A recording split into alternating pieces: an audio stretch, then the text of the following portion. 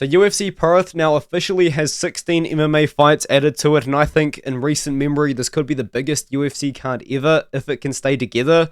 Like, I've remembered cards which have had 14 fights, I've remembered cards that have had 15 fights, but I don't recall a fight card that has had 16 fights and the potential to have 17 if Dana White is correct about what he said on that Contender Series press conference.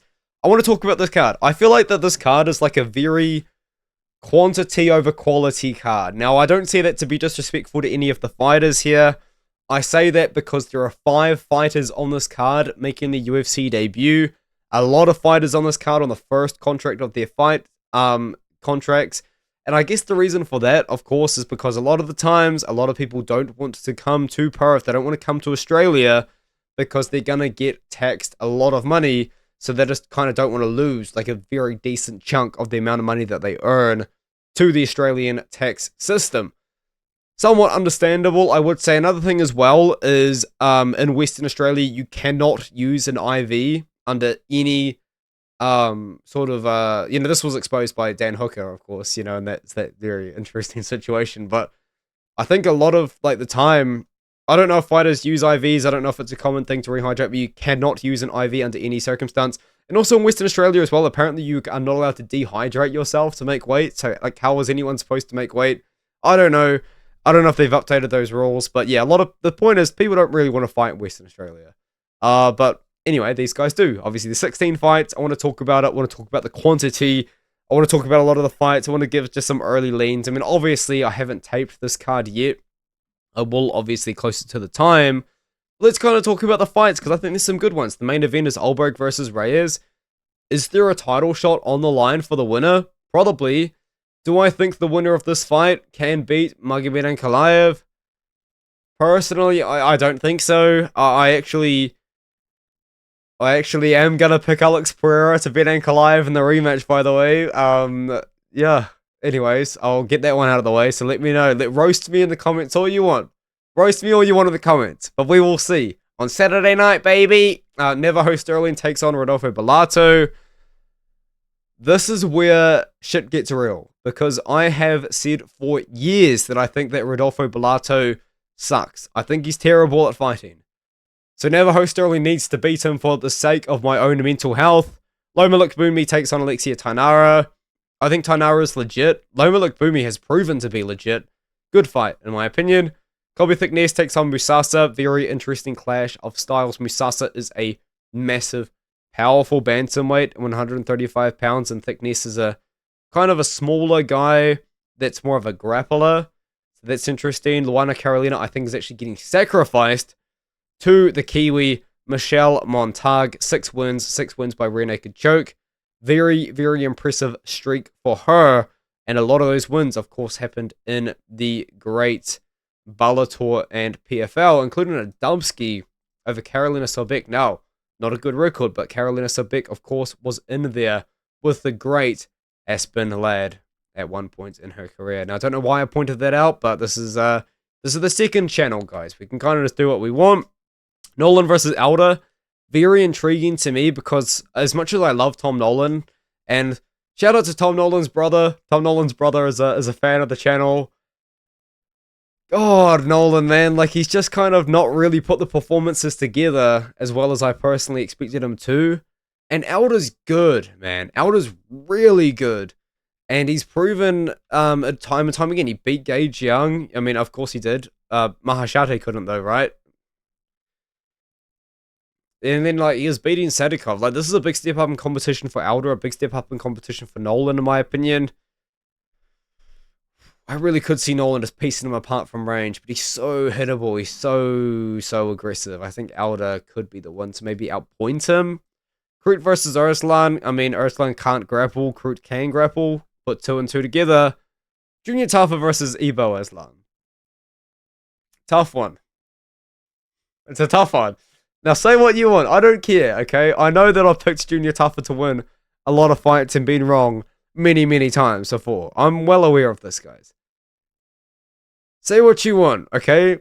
Top 10 heavyweight Glory kickboxer, yeah? The Glory kickboxers come in. They took over. I saw that Junior Tafa was in the top 10 at one point.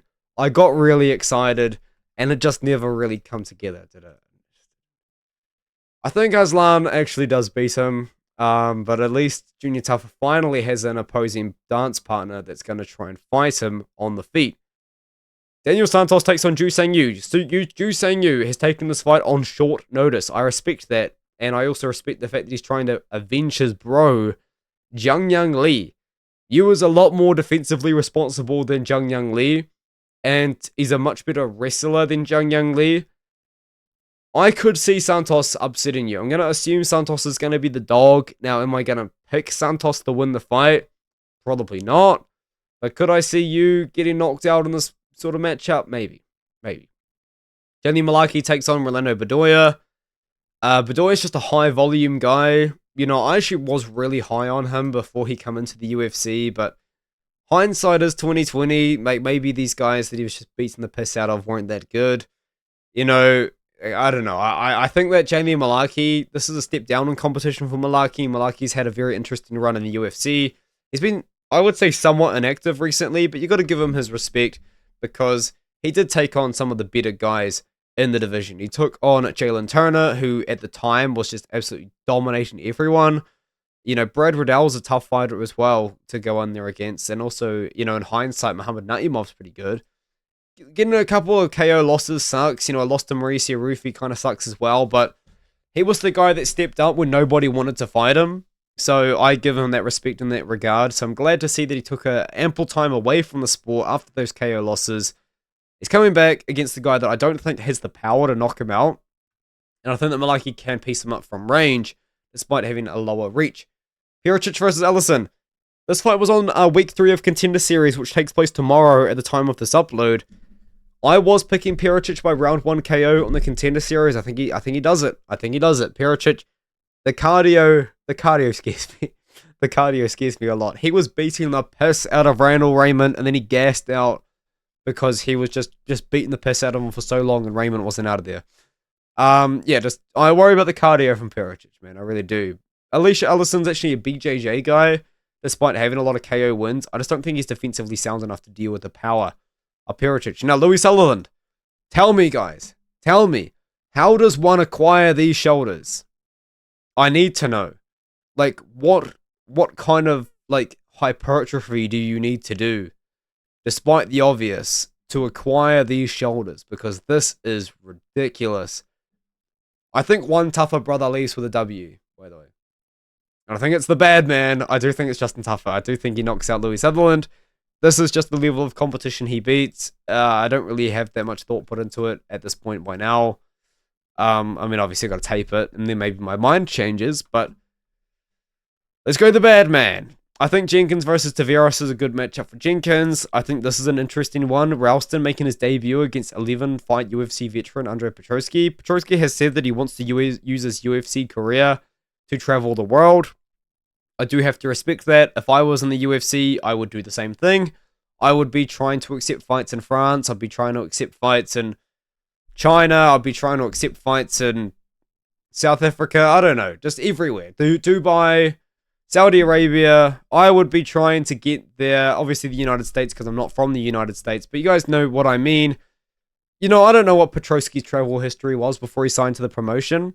And now he gets to go to Australia, go to Western Australia. Now, I don't think that Western Australia really is like the big tourist side of Australia. I think it's more Eastern Australia, but I think Petroski is going to have a fun time there. And if anything, it's going to be very hot. So I don't know if Petroski's from the hot area of America, but he's going to be hot. Perth is hot, okay? I was actually born in a area close to Perth. Oh, Artem wasn't born in New Zealand. There we go, guys. That's some interesting information for you. Anyway, Jake Matthews versus Neil Magny. I think Magny has a chance to beat Matthews, but Matthews has been on a tear recently, right? Absolute tear. Jonathan Mikalev versus Alban Elliott. Step up in competition for Mikalev. Alban Elliott's an interesting one. You know, you guys know me. You guys know I never really thought he was that good.